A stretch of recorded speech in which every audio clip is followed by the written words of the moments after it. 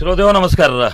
वेळ सकाळी 9ची अर्थात चर्चा रंग या आमच्या लोकप्रिय सदरातील समाजातील दीपस्तंभ या मालिकेमध्ये तुम्हाला माहितीच आहे, योगेंद्र कोणीतरी व्यक्तिमत्व घेऊन येणार, त्याचे जीवनपट उलगडणार, त्याचे विविध रंग दाखवणार. आमच्या हिंदवीच्या रंगातलं हे विशेष रंग चर्चा रंग.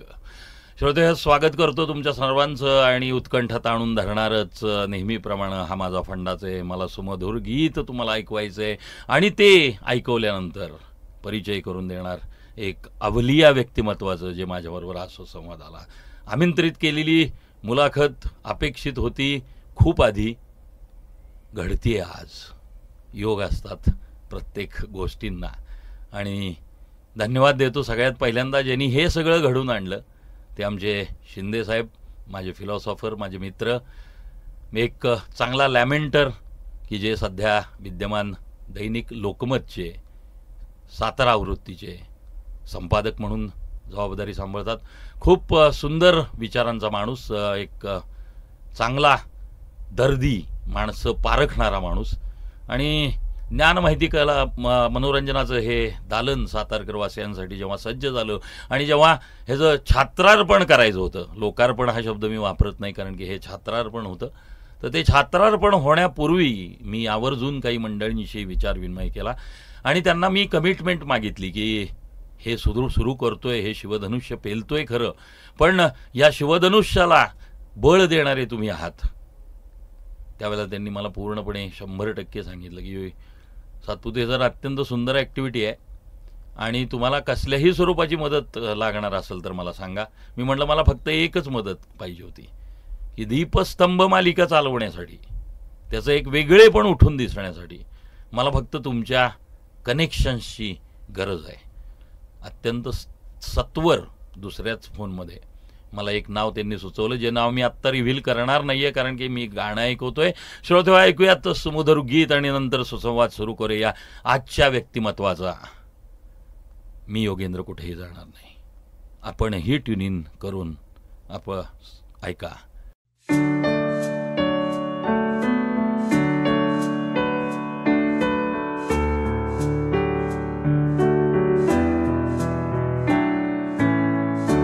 तुझे मन निळे निरभ्र आकाश, तुझे मन निळे निरभ्र आकाश, तुझे मन सौम्य शुक्राचा प्रकाश, सौम्य शुक्राचा प्रकाश, तुझे मन निळे निरभ्र आकाश.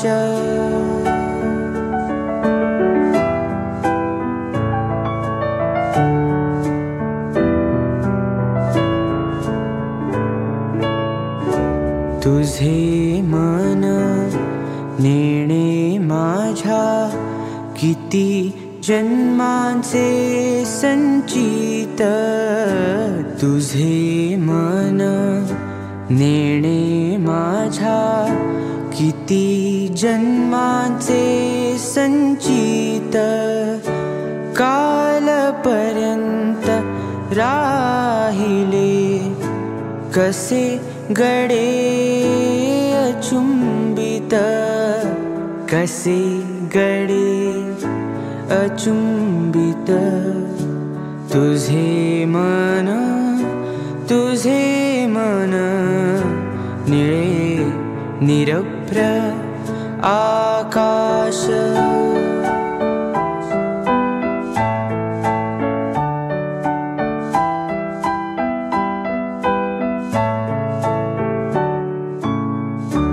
तुझे मन राणी माझ्या आनंदाचे घन, तुझे मन राणी माझ्या आनंदाचे घन कधी कधी तेच पण येते आसवे घेऊन, येते आसवे घेऊन. तुझे मन निळे निरभ्र आकाश. तुझे मन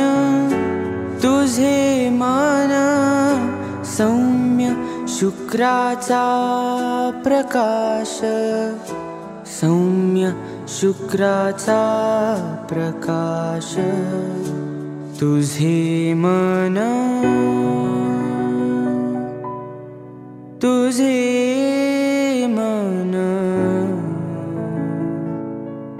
निळे निरभ्र आकाश.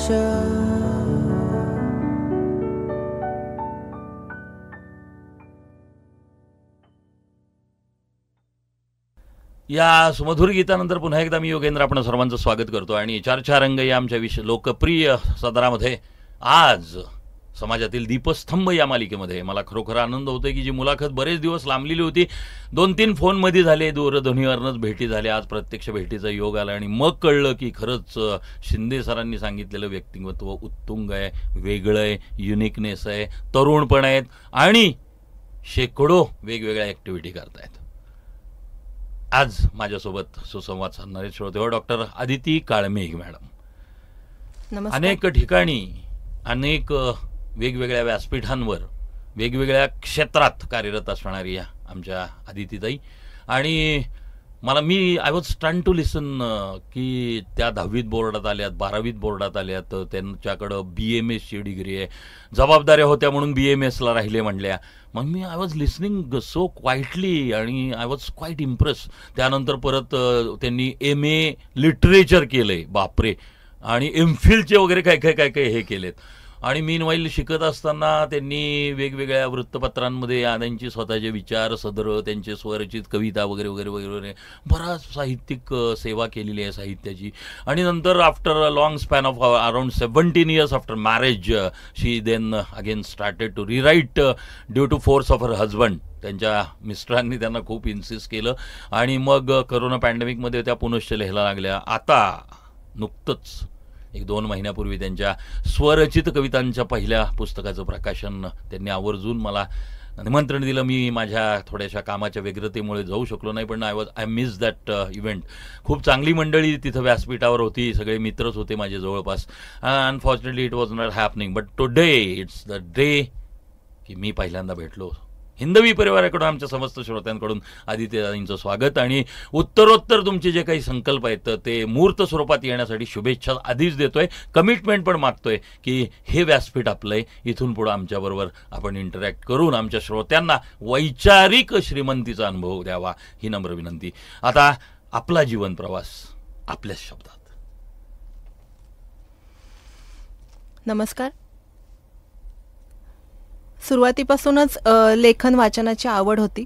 वाचनाची आवड म्हणजे अगदी पुस्तकी किडा म्हणावं किंवा नको एवढं वाचन असं म्हणता येईल, एवढ्या प्रकारचं वाचन केलं. हळूहळू लिहायला लागले. 10वी 12वी मध्ये शैक्षणिक टप्पे माझे खूप चांगल्या प्रकाराने झालेले होते, मेरिट लिस्टमध्ये आलेले होते. घरच्यांच्या इच्छेखातर सायन्स साईडला जाऊन नंतर मी मेडिकल साईड निवडली आणि BMS पूर्ण केलं इथं आर्यांगला हॉस्पिटल, आर्यांगला कॉलेजला. आणि आर्यांगला कॉलेजला असताना शेवटच्या वर्षीच मी लिहायला लागले. लोकमत, पुढारी, सकाळ अशा तिन्ही पेपरमध्ये तेव्हा लिखाण करत होते.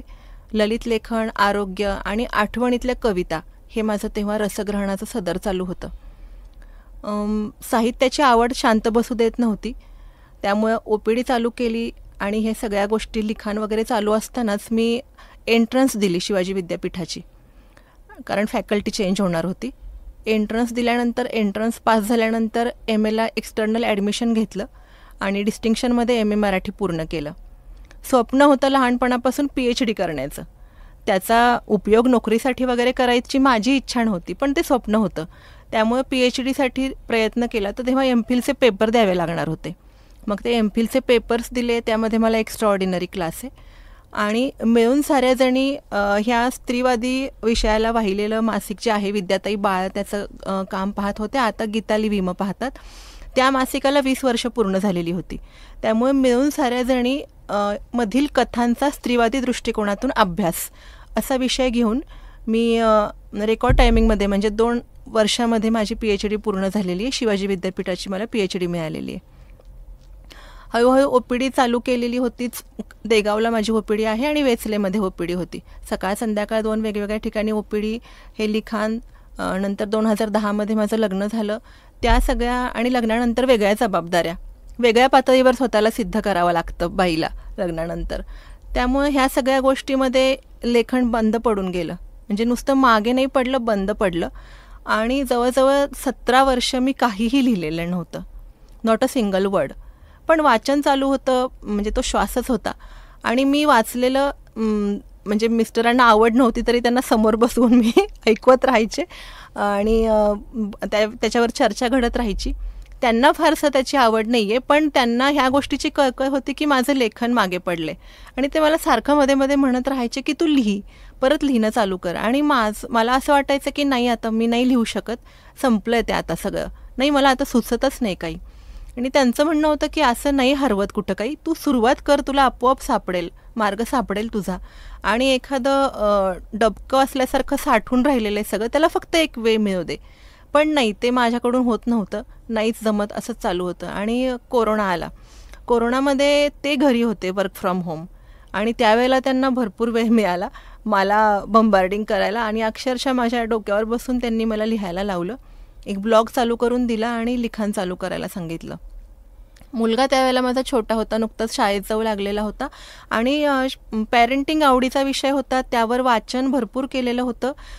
तर तेव्हा शिक्षकांनी त्याच्या इन्सिस्ट केलं की तुमचा मुलगा इतरांपेक्षा वेगळा आहे आणि त्याला फार काही सांगावं लागत नाही, तो सगळ्या गोष्टींमध्ये हुशार आहे, तर तुम्ही नेमकं कशा पद्धतीने त्याला वाढवलं आहे.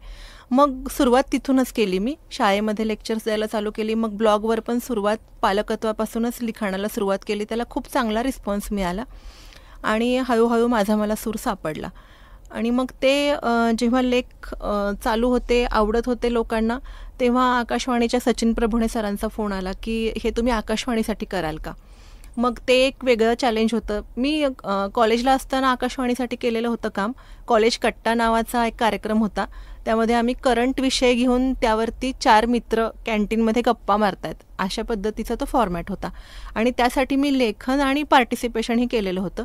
पण इतक्या वर्षांच्या गॅपनंतर पुन्हा एकदा मी आकाशवाणीला हा कार्यक्रम केला, मुलांना समजून घेऊया असं. एक महिनाभर ते माझी सिरीज चालू होती. आणि मग हे एक चालू झालं, पॅरेंटिंगवरती लेक्चर्स देणं, समुपदेशन करणं, अशा पद्धतीने. मग हळूहळू कवितांची आवड होती. मग आम्ही 4 मैत्रिणी आहोत, 4 जणी मिळून एक कार्यक्रम चालू केला. 4 जणी नावाचा आमचा ग्रुप आहे. आणि आम्ही असं लक्षात आलं की आजकाल सोशल मीडियापासून खूप लोक लेखक झालेत, खूप कवी झालेत. आता त्यामध्ये दर्जा किती हा विचार करण्यासारखा मुद्दा आहे. आणि लोकांना वाचायचं नाही आहे कोणालाच, फक्त माझं ऐका, माझं वाचा, हेच चालू आहे. तर त्यामुळं जुन्या आपल्या दर्जेदार कविता लोकांपर्यंत पोहोचवल्या पाहिजेत असं आमच्या लक्षात आलं. आणि आम्ही 4 जणी लिहिणाऱ्या आहोत. म्हणजे मी स्वतः, आमची निवेदिका सविता कारंजकर, दुसरी एक लेखिका आहे शुभांगी दळवी आणि एक प्रोफेशनल सिंगर शुभांगी मदने. आम्ही 4ही लिहिते आहोत. पण तरीही आम्ही आमचं लिखाण काही ह्या कार्यक्रमामध्ये सादर करत नाही. शांता शेळके, इंदिरा संत, नाधो महानोर आणि भारत तांबे असे 4 कवी घेऊन आम्ही कार्यक्रम बनवले. कविता, गप्पा, गाणी असा आमच्या कार्यक्रमाचा फॉर्मॅट आहे. 1.5 तासाचा हा कार्यक्रम असतो. आणि त्या कवीचा संपूर्ण साहित्यिक पट लोकांसमोर आणण्याचा आम्ही प्रयत्न करतो. अशा पद्धतीचा कार्यक्रम चालू केला, त्याला 1 वर्ष झाले. आणि सांगायला आनंद होतो की 17 कार्यक्रम आमच्या आत्तापर्यंत झालेले आहेत. सोलापूर, बारामती, माढा अशा दूरदूरच्या ठिकाणी. आणि ते चालू होतं. ते चालू असतानाच कोरोनामध्ये असं लक्षात आलं की वेळ कसा घालवायचा, म्हणून मी माझ्या मुलाला वाचून दाखवायचे. आणि मिस्टरांना साहित्याची आवड नव्हती, मग त्यांनाही जबरदस्ती समोर बसवून ऐकवायचं. तर माझ्या मैत्रिणींचे फोन यायला लागले की कसं का टाईमपास करता. मग मी असं असं मुलाला वाचून दाखवते, मग ते रेकॉर्डिंग आम्हालाही पाठवत जा, मग ते मी त्यांना पाठवायला लागले. असं करत करत एक अभिवाचनचा एक उपक्रम सुरू झाला. मग तो कोरोनामध्ये चालू झालेला उपक्रम आज 3 वर्ष झाले माझं सातत्याने चालू आहे.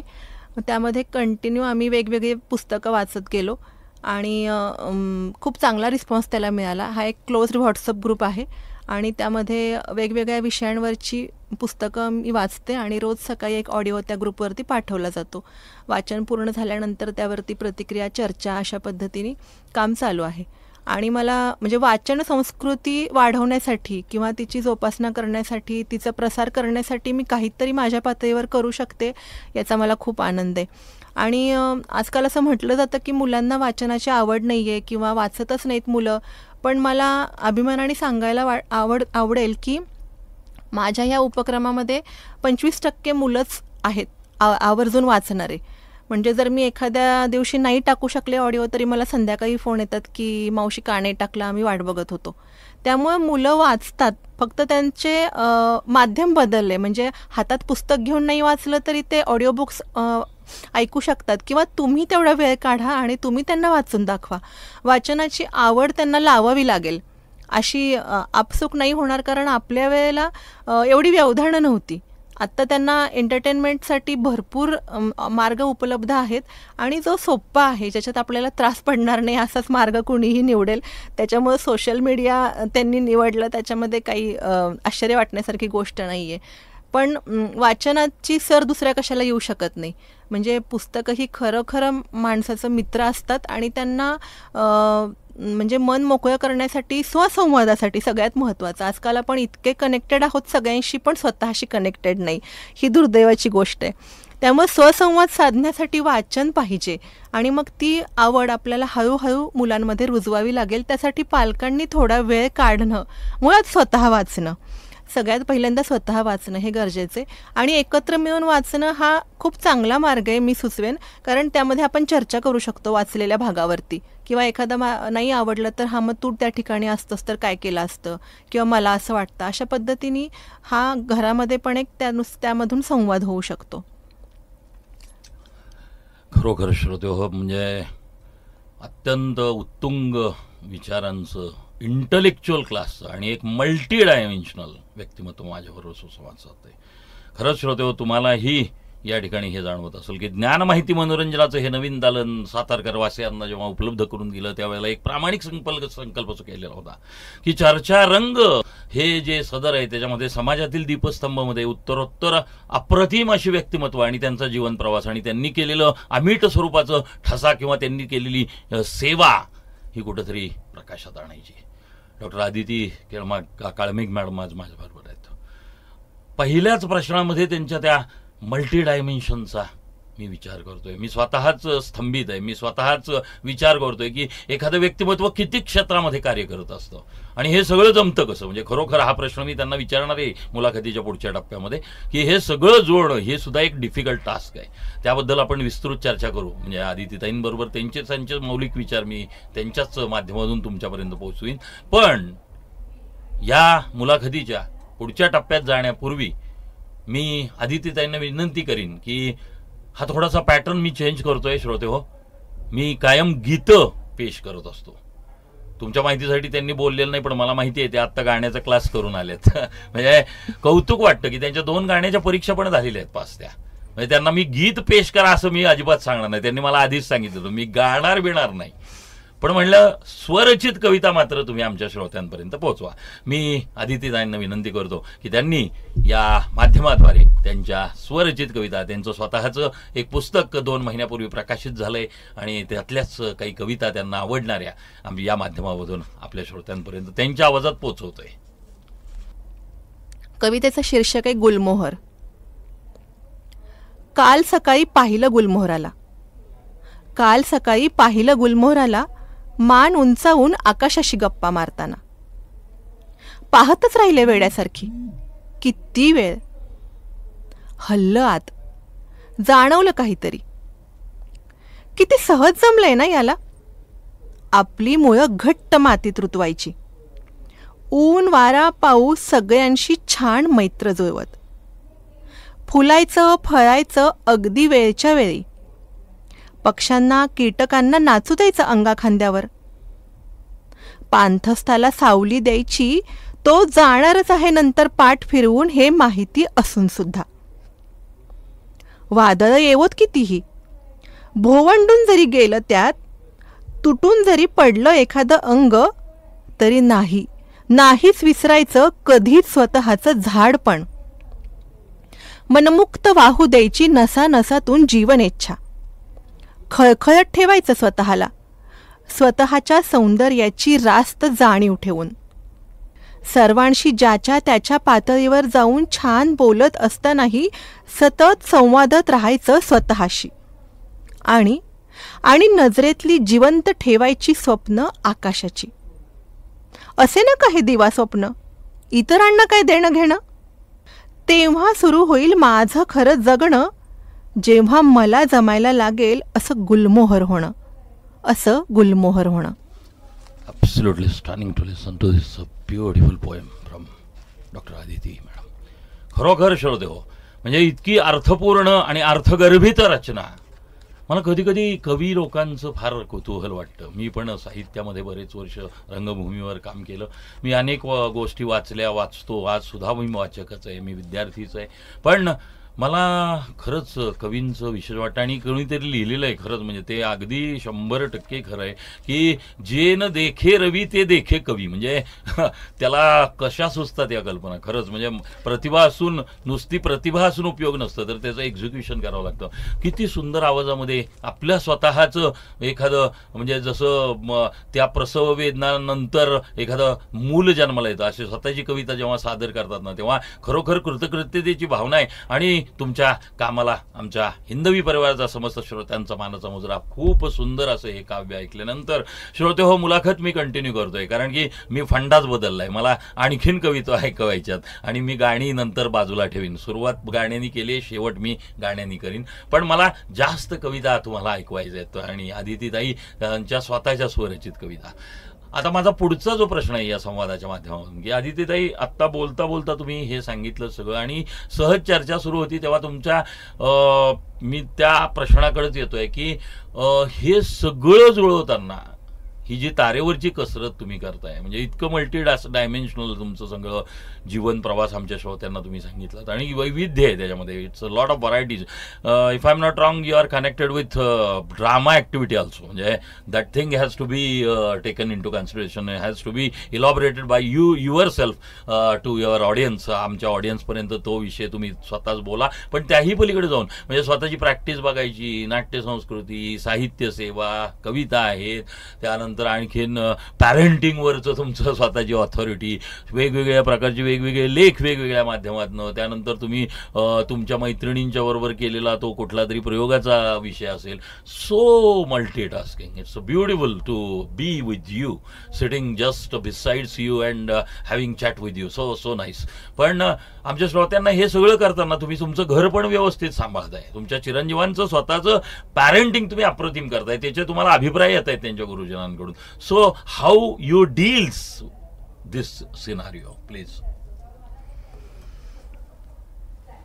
ह्या प्रश्नाचं उत्तर देते, पण त्याआधी विषय निघाला तर आमच्या नाटकाच्या उपक्रमाबद्दल सांगते. व्यावसायिक नाटकांचा एक लिमिटेड विषय, म्हणजे त्याच्यासाठी विषय मनोरंजन हा त्यांचा एम असल्यामुळं वेगळे किंवा जसे चॅलेंजिंग विषय त्याच्यामध्ये येऊ शकत नाहीत. त्याचंही महत्त्व आहे एक वेगळ्या पातळीवरचं, पण माझ्या असं लक्षात आलं की जे महत्त्वाचे विषय आहेत ते त्याच्यामध्ये येत नाहीत.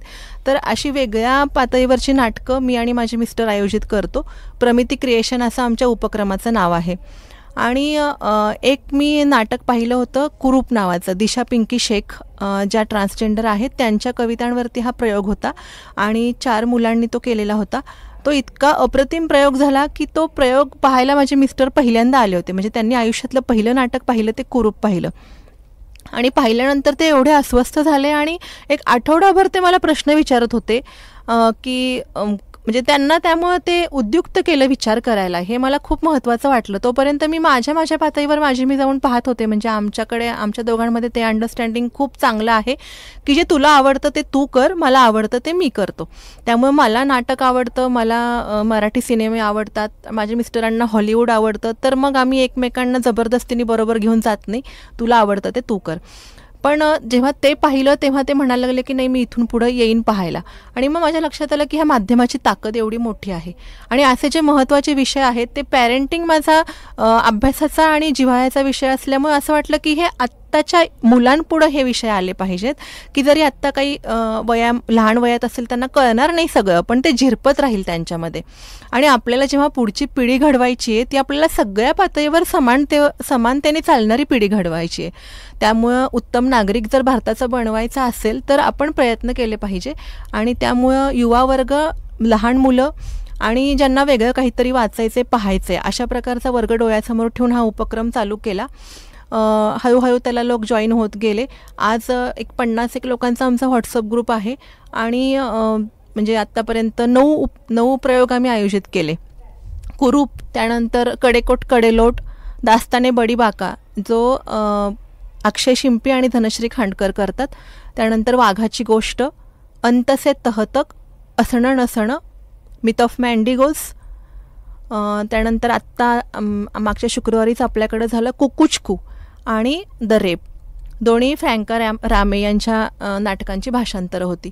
तर हे खूप वेगवेगळ्या विषयावरचे आणि वेगवेगळ्या प्रकारची नाटकं आहेत हे. आणि गंभीर विषय असले तरी सुद्धा मुलांचा त्यांना खूप चांगला प्रतिसाद मिळतो आहे. आणि आम्ही कॉन्ट्रीब्युशन काढून हे नाटक आयोजित करतो. आणि ही जी करणारी मुलं आहेत, सगळ्यात महत्त्वाचं म्हणजे हे सगळे यंग मुलं आहेत. आणि जेव्हा कोरोनामध्ये नाट्यगृह बंद पडलेली होती, प्रयोग होत नव्हते, तेव्हा त्यांच्यातला कलाकार त्यांना गप्प बसू देईना आणि मग त्यांनी हे मिनिमलिस्टिक थिएटर अशा नावाखाली ह्यांनी हे चालू केलं. नाटक 10x20 आणि टायनी टेल्स अशा उपक्रमाच्या अंतर्गत, की प्रेक्षक नाट्यगृहात येत नाही आहेत ना, तर आम्ही नाटकं घेऊन तुमच्या घरी येतो. मग त्यांनी काय केलं की नेपथ्य कमीत कमी बसवता येईल, म्हणजे एखाद्या फोल्डिंग बॅगमध्ये बसेल अशा प्रकारचं नेपथ्य, कमीत कमी प्रकाश योजना, कमीत कमी साऊंडची रिक्वायरमेंट लागेल. आणि तुमच्या घरी एक साधारण 50 लोक तुम्ही जर असाल तर तुमच्या घरी येऊन आम्ही नाटक करू, अशा पद्धतीनं हे काम चालतं. तर मग त्या मुलांनाही एक हक्काचं व्यासपीठ मिळून द्यावं, प्लॅटफॉर्म मिळून द्यावा आणि आपल्यालाही वेगळं काहीतरी पाहता यावं, अशा उद्देशाने हे चालू आहे. आणि सांगायला मला आनंद वाटतो की ह्या महिन्यामध्ये ह्या उपक्रमाला आमचे 1 वर्ष पूर्ण झालेले. तर आता तुमचा प्रश्न, वेळ. ॲक्च्युली वेळ तर प्रत्येकाला 24 तासाचा वेळ उपलब्ध आहेच. महत्त्वाचा मुद्दा येतो तो प्रायोरिटीजचा. म्हणजे मला ॲक्च्युली जे लोक व्हॉट्सअपला स्टेटस ठेवतात ना, I am busy, no time, त्या लोकांचं मला खरं तर क्यू येते की हे कोणाला दाखवताय तुम्ही, इतरांना दाखवताय की स्वतःला दाखवताय. म्हणजे हे खरं तर ही स्वतःची फसवणूक आहे. वेळ काढू शकतो प्रत्येक माणूस, जर मनात इच्छा असेल आणि तर ती इच्छा तर आपण पूर्ण करू शकतो, वेळ काढूच शकतो. फक्त तुम्ही कशाला महत्त्व देता. म्हणजे जर तुम्ही मोबाईलवरती गेम्स खेळण्यामध्ये आणि शॉपिंग करण्यामध्ये आणि बऱ्याचशा अशा गोष्टी आहेत की ज्यामध्ये फक्त टाईमपास केला जातो, त्याच्यामध्ये घालवत असाल तर तुम्हाला वेळ मिळणारच नाही. पण जर आरोग्य आणि ह्या सगळ्या गोष्टीच्या बुद्धीला खाद्य आहेत अशा करायच्या असेल तर तुम्ही नक्की वेळ काढू शकता. म्हणजे उदाहरण जर सांगायचं झालं तर मी यूट्यूब किंवा अशा गोष्टी पाहण्यासाठी वेगळा वेळ नाही घालवत. माझा फोन मॅक्झिमम किचन कट्ट्यावरतीच असतो. म्हणजे तेव्हा मी घरातली काम, आणि माझ्याकडं कुठल्याही कामाला बाई नाही आहे. मी ही गोष्ट अभिमानाने सांगते, कारण त्यामध्ये माझ्या एवढं माझ्या घरावर कोणीच प्रेम करू शकत नाही, माझ्या एवढं त्याची काळजी कोणी घेऊ शकत नाही. त्यामुळे आम्ही तिघही जणं आम्ही घरातली कामं वाटून करतो. आणि तर मग आणि खूप चांगली फिजिकल ॲक्टिव्हिटी होते. त्यासाठी वेगळ्या जिमला जाऊन तुम्हाला व्यायाम करावा लागत नाही, हा त्याच्यातला अजून एक बेनिफिट. तर किचनचं काम किंवा हे भांडी किंवा असं वॉशिंग मशीन चालू असताना मी यूट्यूब वगैरे पाहत असते. म्हणजे तो वेळ मी तिकडं वाचवते. आणि ऑनलाईन शॉपिंग किंवा अशा गोष्टीमध्ये नाही. आणि मुलांचा मगाशी तुम्ही विषय काढला, तर ॲक्च्युली मुलांना तुम्ही उपदेश करून सगळ्या गोष्टी नाही साध्य करू शकत. मुलं आपल्याला पाहून बऱ्याचशा गोष्टी शिकत असतात. म्हणजे आज जेव्हा काउन्सिलिंगसाठी माझ्याकडे प्रश्न येतात त्यावेळेला बरेच वेळा असं दिसतं की मुलं दोषी नाहीच आहेत, पालकच दोषी आहेत. म्हणजे जर तुम्ही मुलांसमोर गेम खेळताय, तुम्ही त्या बहुतेक वेळ त्याच्यामध्ये घालवता, तर तुम्ही कुठल्या अधिकाराने मुलाला सांगणार की तू गेम खेळू नको? किंवा तुम्ही ऑनलाईन शॉपिंग करताय किंवा तुम्ही काहीतरी पाहताय आणि मग त्याला सांगते की नाही तू अभ्यास कर, तू ह्याच्यामध्ये वेळ घालवू नको. असं नाही होऊ शकत. म्हणजे जरी तुम्ही अभ्यास नाही घेतला त्याचा, तरी तुम्ही शेजारी पुस्तक घेऊन बसा, तुम्ही पण काहीतरी वर्थ करा. म्हणजे मला अभ्यासही ही शिक्षा आहे असं मुलांना नाही वाटणार. आणि जो नियम एकाला असेल ना, तो घरामध्ये सगळ्यांना असायला हवा. म्हणजे माझ्याकडं जर जेवताना मोबाईल नाही वापरायचा, एक साधी गोष्ट आहे आणि त्याची कारणं सगळ्यांनाच माहिती आहेत, पण ती वर्क होत नाहीत, तर मग तो नियम सगळ्यांना आहे. मला आहे, माझ्या मिस्टरांना आहे आणि मुलालाही आहे की टी व्ही पाहत नाही जेवायचे आणि मोबाईल पण नाही बघायचा. किंवा आमच्या दोघांच्याही मोबाईलला लॉक नाही आहे. त्याच्यामुळं अशी कुठली गोष्ट आमच्या मोबाईलमध्ये नाहीच आहे की जे आम्हाला इतरांना दाखवायला किंवा मुलांनी पाहिलं तर लाज वाटेल, अशी गोष्टच नाही आहे. म्हणजे आत्ताशी तर माझा मुलगा 7वीत आहे, पण जेव्हा तो कॉलेजच्या वयामध्ये जाईल की आणि तेव्हा मला असं वाटेल की हा काय करतो हे मला जाणून घेतलं पाहिजे. मी जर त्याच्या मोबाईलला हात लावलं तर मला त्याला विचारावं नाही लागणार की तू लॉक का लावलंस, कारण आपल्या घरामध्ये मोबाईलला लॉक लावायची पद्धत नाही आहे. आणि मग ज्या गोष्टी तू आम्हाला सांगू नाही शकणार किंवा ज्या गोष्टी तुला आम्हाला कळलं तर तुला गिल्टी वाटेल, अशा गोष्टी तू करू नयेस, एवढी एक बेसिक अपेक्षा आहे आमची. अशा पद्धतीने आपण करू शकतो. किंवा बरेचदा असं होतं की टीनेजमध्ये प्रश्न मुलांचे तयार होतात आणि मग पालकांना खडबडून जाग येते की अरे आपल्या मुलाचे मित्र कोणी पाहावं किंवा तो कोणाबरोबर असतो. पण तेव्हा जर तुम्ही इंट्रोगेशन करायला गेलात तर तेव्हा नाही मुलं तुम्हाला सांगणार, तेव्हा त्यांना ती त्यांच्यावर लक्ष ठेवलंय किंवा माझ्यावर विश्वास नाही का तुमच्या, अशा पद्धतीचं होतं. तर मैत्रीची सुरुवात मुलांशी लहान वयापासून झाली पाहिजे. म्हणजे माझ्या घरामध्ये जर माझ्या मित्रमैत्रिणी पण माझ्या मिस्टरांना माहिती आहे, माझ्या मुलालाही माहिती आहे, तर मग त्याचे मित्रमैत्रिणी माहिती असण्याचा मलाही अधिकार आहे. म्हणजे ह्या गोष्टी अशा इतक्या छोट्या छोट्या पातळीवर व्हायला पाहिजे. आणि आत्ता बाहेरचं जग इतकं वाईट झालेलं आहे खरं तर की आज वृत्तपत्र आपण जर काढलं तर भीती वाटते आपल्याला वाचायला. आणि जर अशा कुठल्या वाईट गोष्टीमध्ये आपला मुलगा किंवा मुलगी अडकू नये असं वाटत असेल तर सगळ्यात महत्त्वाची गोष्ट आहे की त्याने सगळ्या गोष्टी आपल्याशी शेअर केल्या पाहिजे.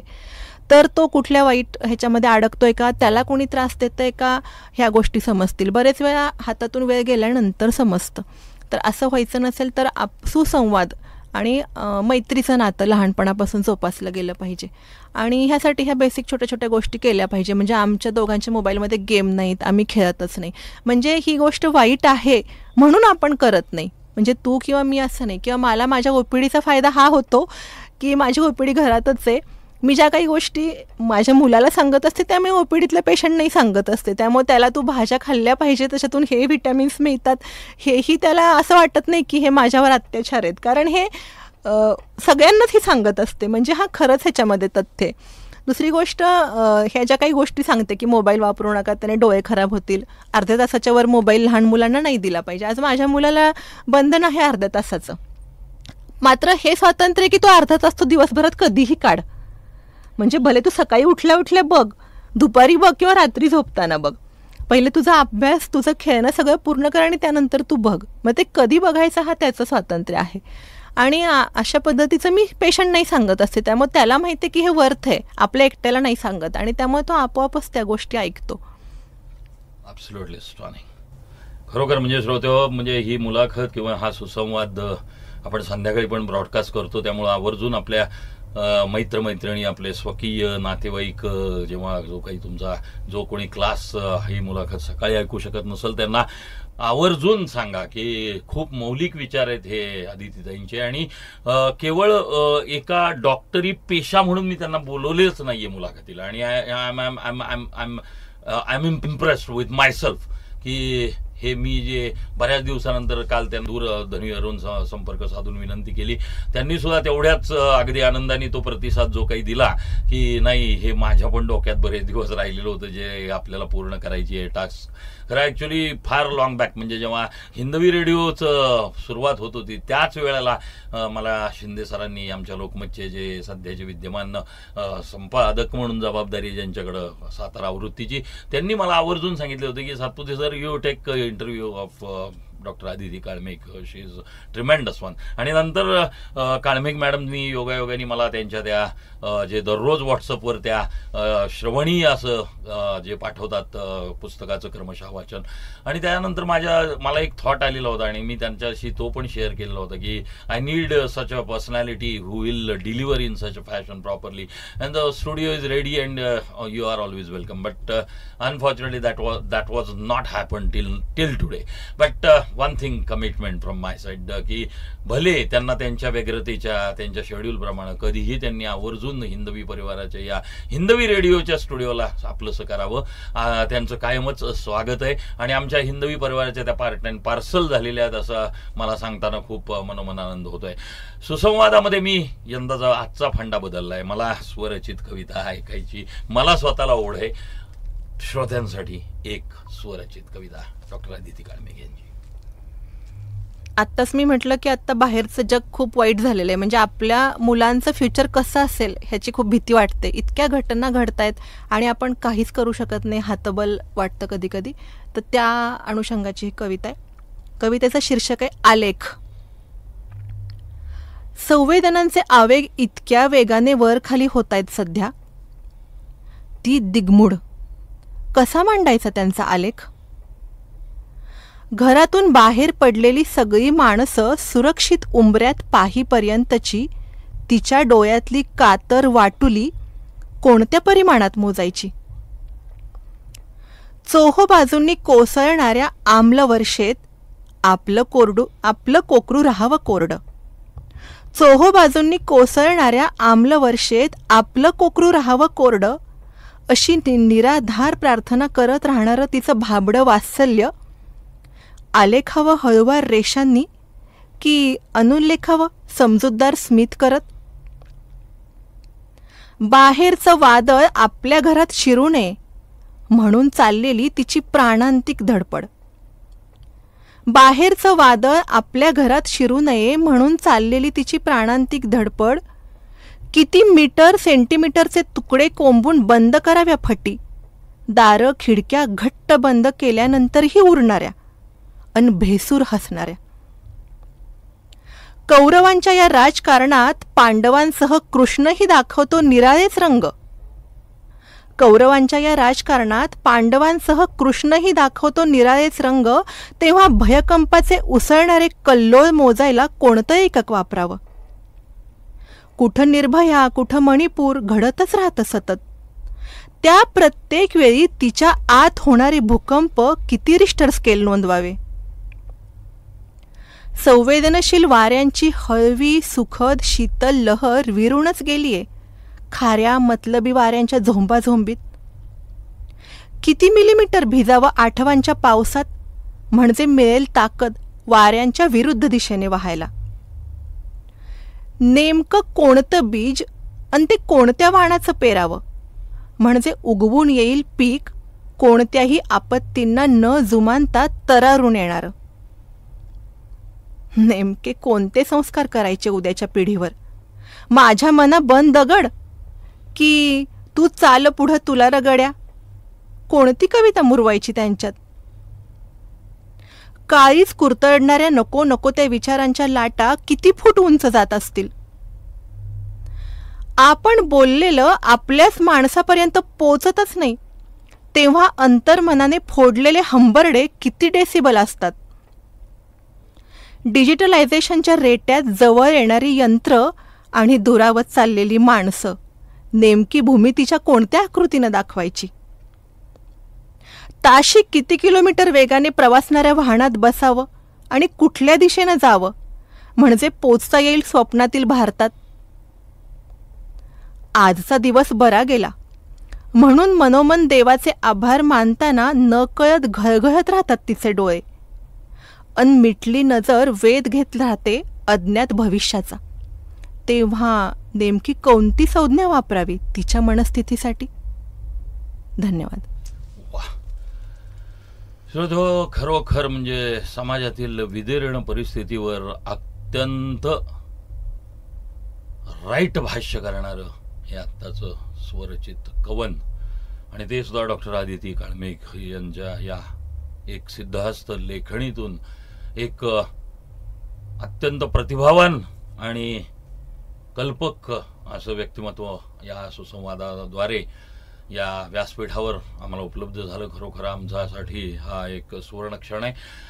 आदित्यताई, माझा जो पुढचा प्रश्न आहे तो थोडासा ट्रिकी आहे की छंद जोपासणं आणि छंदामुळंच माणसाचं व्यक्तिमत्व खुलत राहतं. तर आपले विविध छंद हे सगळं करताना तुम्ही शेकडो गोष्टी करताना आपली छंद पण जपत असणार आहे. आता गाण्याचा मी उल्लेख केला, तुम्ही आज सुद्धा शिका म्हणजे तिथनं क्लासवरनं आलात. तर हे छंद आमच्या श्रोत्यांपर्यंत पोहोचवा. आणि दुसरं मला त्याच्याबरोबर दुसरं सांगायचं आहे की ह्या सगळ्या कारकिर्दीमध्ये अनेक उत्तुंग व्यक्तिमत्व तुमच्या संपर्कात आली, त्यांचाही नामोल्लेख करा. छंद आपले जगण्याला अर्थ देतात. मग त्याचा तुम्हाला इन्कम काय होतो किंवा असं काय फायदा होतो हे बघण्यापेक्षा आपल्याला जगण्याला अर्थ प्राप्त करून देतात, हे मला महत्त्वाचं वाटतं. आणि चांगल्या प्रकाराने मन गुंतवण्याचं ते साधन आहे.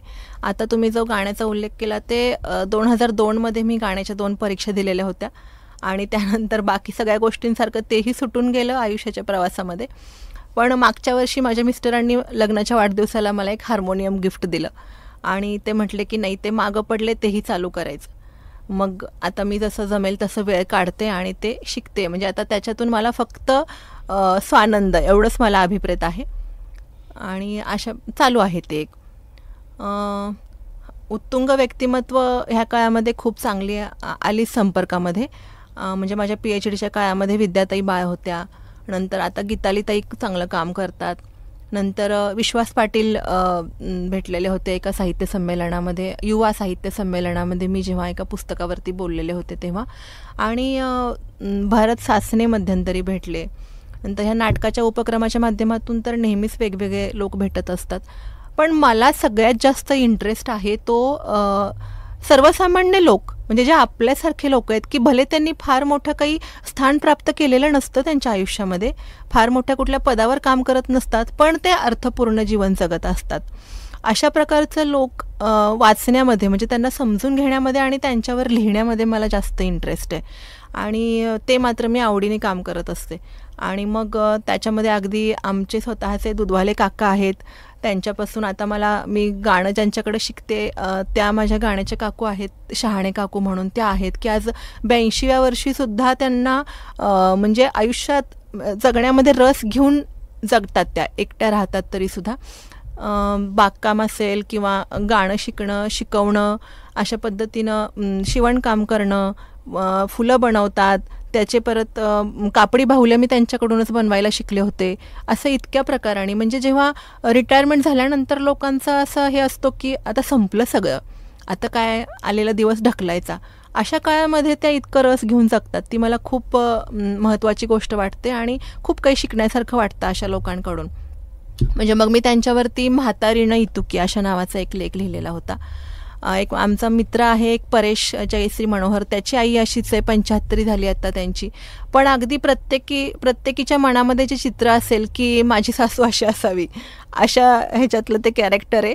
आणि अगदी मुलांनाही वाटेल की माझी आई अशी असावी किंवा घरातली आजी अशी असावी, अशा प्रकारचं ते कॅरेक्टर. तर त्यांच्यावरती मी एक लेख लिहिलेला होता. हे मी जास्त आवडीने करते की मोठ्या मोठ्या लोकांवरती तर खूप जण लिहितच असतात, पण अशी छोटी पण तरीही त्यांच्या वागण्याने जगण्याने मोठी झालेली लोक, ती चितारायला जास्त आवडतं. श्रोते हो, आत्ता जे डॉक्टर आदिती काळमेघ मॅडम बोलतायत, म्हणजे मी रिव्हील करतोय, मी रिकलेक्ट करतोय माझ्या मेमरीजना की मी त्यांचं जे पुस्तक वाचनाचा जो त्यांचा ग्रुप आहे, जो क्लोज व्हॉट्सअप ग्रुप आहे, त्याचा एक सदस्य आहे. आणि मी स्वतः म्हणजे फार रसिक पद्धतीनं वाचन पण करतो, ऐकतो पण. खूप सुंदर ऐकलंय, खूप सुंदर माणसांनी मला वैचारिकरित्या समृद्ध केलेलं आहे आणि खूप मोठी श्रीमंती मी ती अनुभवलेली आहे त्या सहवासाची. आणि विनम्रता हा सगळ्यात महत्त्वाचा गुण मला इथं जाणवतोय त्यांचा. आणि आत्ता त्यांचं जे काही सदर सुरू आहे, त्या सदरामध्ये त्या लिखाण कुणाचे मला माहीत नाही, if I am not wrong, it is not connected with Aditi madam, त्यांचं नाहीच आहे ते. पण त्याच्यामध्ये मला कायम मला कधी कधी गटणे मास्तर दिसतात, मला कधी कधी वपूंच्या कथनामध्ये जोशी मास्तर दिसतात. असं ते एक सदर त्यांनी चालवलंय. म्हणजे ते लिखाण कोणाचं आहे ते त्यात स्वतः सांगतीलच, पण मला ते एक चित्रीकरण जे केलं असं एका छोट्या छोट्या व्यक्तिरेखेचं ते ते ते एक इलॉबरेट करतात 3 मिनिटामध्ये. त्याचं ते वाचनाचं क्रमशः हे संपतो तो पॅच. पण हे कुठंतरी त्या जुन्या साहित्यिकांची जी देणगी या महाराष्ट्राला मिळालेली आहे, म्हणजे पुलंसारखं दैवत महाराष्ट्राला मिळालं, असं नररत्न, असं व्हर्सटाईल कॅरेक्टर कोणच नव्हतं. आणि अत्रे स्वतः त्यांच्याबद्दल बोललेली होती की असं व्यक्तिमत्व कधीही होऊ शकत नाही वगैरे वगैरे. त्यानंतर त्यांचाच किस्सा गिरवला तो आमच्या कथाकथनाच्या माध्यमामध्ये वपू काळ्यांनी अख्ख्या महाराष्ट्राला वेड लावलं. नंतर अनेक अशा प्रभृतींनी हे साहित्य सेवा करत राहिले. पण आत्ता मला ते हे जेव्हा आदितीताई सांगत होत्या की असं मला लहान व्यक्तिरेखांबद्दल, त्यांना जाणण्याबद्दल, त्यांना कुठेतरी प्रकाशात आणण्यामध्ये मला फार स्वारस्य आहे, तेव्हा ते मी कोरिलेट करताना हा किस्सा तुमच्या पुढे शेअर करतोय with due respect and with due permission of doctor Aditi Kalmegh. So एक स्वरचित काव्य नक्कीच ऐकूया सुसंवादात. अंतिम टप्प्यामध्ये मी आलोय आता. साडी. कवितेचं शीर्षक आहे साडी. प्रत्येक साडीचा पोत, रंग, प्रकार वेगळा, तसाच तिच्यासाठी रोजचा उगवणारा दिवसही. साडीची घडी उलगडते तेव्हा हळुवारपणे तिच्यावर हात फिरवताना ताजा तरतरीत श्वासही घेते भरभरून, उत्साहाने दिवसभरासाठी. मन लावून साडीच्या निर्या करताना झरकन तिच्या डोळ्यापुढून सरकतात दिवसभरातल्या सगळ्या गोष्टी. निर्या एकसारख्या करताना स्मरत असतात कुणाकुणाच्या मनात पडलेली अंतरं. कसं निपटायचं सगळं याचे सराईत ठोकताळे, कसं निपटायचं सगळं याचे सराईत ठोकताळे मनात बांधतच ती खोचते पोटाजवळ घट्ट निर्या. निर्या काय किंवा घरं काय अस्ताव्यस्त असून चालतच नाहीत. निसटत नाहीत तिच्या डोळ्यातून तेव्हा पोटावर पडलेले स्ट्रेच मार्क्स. आजवर किती आणि काय काय बदलले तिच्या तनामनातलं हे स्वतः तिच्याशिवाय जाणतं तरी कोण ना. आरशात पाहत नजरेनं स्वतःला बजावते ती डोळ्यात पाणी येऊ न देण्याबद्दल. घशात येऊ पाहणारा आवंढा गिळते तात्काळ, ओठावर समजूतदार हसू आणत आणि पदराकडे वळते. सर्वांचे उन्हाळे या पदराने टिपलेले असतात. सर्वांचे उन्हाळे या पदराने टिपलेले असतात, हिवाळे पावसाळे हलकेच स्वतः भोवती लपेटून घेताना. किती काय काय सांभाळायचं असतं या पदराच्या माध्यमातून. काळजीपूर्वक एक एक चुनी एकसारखी करत खांद्यावर सुबकपणे सजवते. रिस्कच नको ढळण्याची म्हणून पिनअप करून टाकते. सेफ्टी पिन कोणाच्या नजरेला पडणार नाही याची काळजी घेत. मागे वळून एकवार स्वतःला आपादमस्तक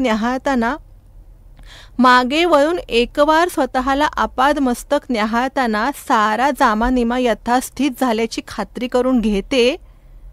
तेव्हा कुठे एक कुशल गृहिणी हसत मुखाने दिवसाला सिद्ध होते. अप्रतिम, केवळ अप्रतिम, अप्रतिम. हे स्फूर्त कसं हा प्रश्न माझ्यामध्ये कायम येतो. भयानक प्रतिभा, किती सुंदर विचार. एक साडीचं आत्मकथा. So nice to listen to you. Great. I am blessed and privilege to be sitting with doctor Aditi Kalmegh madam.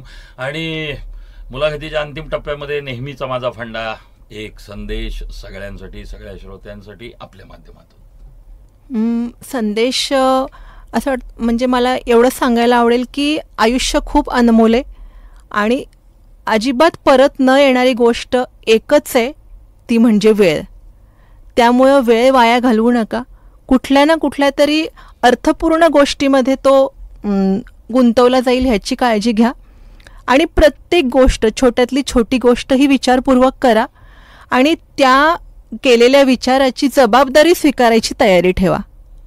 Do and dare, be and bear. बस. Great. So kind of you. It's really tremendous. उत्तुंग व्यक्तिमत्वाचं एक अप्रतिम व्यक्तिमत्व, बहुआयामी multitasking, along with lot of things still coming. Let us wait and watch. Dr. Aditi Kalmeg will rock Satara. One day we'll be proud to be Satarians. की doctor madam आमच्या काहीतरी अजून एलिव्हेट करतायत. So great, so great. मी खरोखर मुलाखतीला विराम देताना आवर्जून पुन्हा उल्लेख करणार आहे डॉक्टर शिंदे आमच्या शिंदे साहेबांचा. हे आमचे चांगले मित्र आहेत, good lamenter of mind and good friend of mind, की ज्यांनी मला पहिल्याच स्ट्रोकला विचारल्यानंतर सत्वर ज्या व्यक्तीला रेकमेंड केलं आणि ज्या व्यक्तीच्या येण्याने आज हिंदवी परिवार खरोखर वैचारिक दिवाळी किंवा वैचारिक श्रीमंतीचा अनुभव घेतोय. माझ्यासकट आमचे सगळे श्रोते, हॅट्स ऑफ. तुमच्या कर्तृत्वाला सलाम आहे आणि तुमच्या येऊ घातलेल्या सगळ्या तुमच्या ज्या काही योजना आहेत त्याच्यामध्ये आम्ही तुमच्याबरोबर समर्थ साथ द्यायला उत्सुक आहोत. आम्हाला कधीही तुम्ही हाक मारा, आम्ही रेडीली अवेलेबल आहोत. त्याही पलीकडं हे स्टुडिओ, हे व्यासपीठ या माध्यमामधून मोठ्या प्रमाणावर समाज प्रबोधनाच्या जर काही संकल्प असतील तर madam you do give us the orders. We are ready and willing to help you in such a sector. So हा संकल्प घेऊन मुलाखतीला विराम देतोय. अत्यंत व्यग्र असा दिनक्रम. त्यांची स्वतःची ओपीडी वाट बघते, त्यांच्या चिरंजीवांची शाळा सुटणार आहे, त्यांची पुढच्या काही कमिट्समेंट असतील, त्यांचं दररोजचं जे वाचन चालतं त्यासाठी त्यांना वेळ द्यावा लागतो. तो वेळ त्यांचा मी घेतला आहे. त्याही पलीकडे त्यांच्या गाण्याचा क्लास होता, त्याचासुद्धा त्यांनी वेळ कमी केला आहे. सगळं करत, हे सगळं सांभाळत, घर त्यांना बघायचे, स्वयंपाक त्याचा आहे, सगळे विषय डील करत त्या इथं आल्या. बरीच लांबलेली, बऱ्याच दिवसांची स्वप्नवत असणारी मुलाखत आज वास्तवात आली. मॅडम धन्यवाद. असे आयुष्यभर आपण एकत्र स्नेहवृद्धिंगत ठेवत काहीतरी वेगळं करूया, सातारकरांना चांगलं द्यायचा प्रयत्न करूया, ही कमिटमेंट करूया. I am highly blessed and privilege to be sitting with you, with your thoughts. I am very very much impressed. Hats off. धन्यवाद. धन्यवाद तुम्हाला आणि तुमच्या संपूर्ण टीमला मनापासून शुभेच्छा. ऐकूयात श्रोते हो एक अप्रतिम गीत या मुलाखतीचा शेवट करताना. आणि कुठेही जाऊ नका. Yogendra will be back as usual. सकाळचे 9 म्हटलं की चर्चा रंग. ट्यून इन करायचं फक्त एकच, हिंदवी रेडिओ 89.6.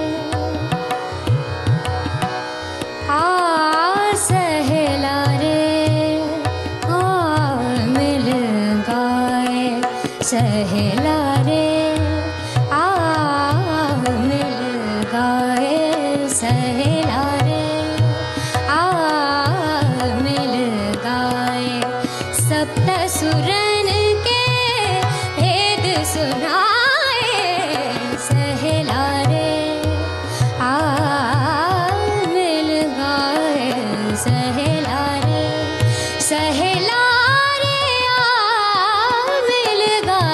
सब सुरन के भेद सुनाए, सहला रे आ मिल गाए, सहला रे।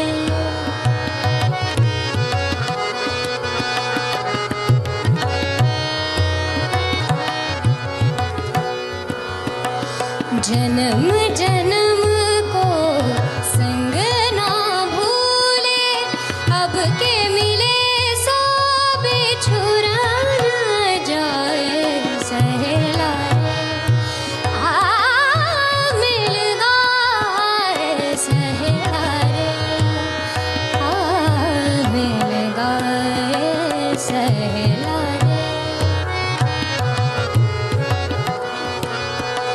सहला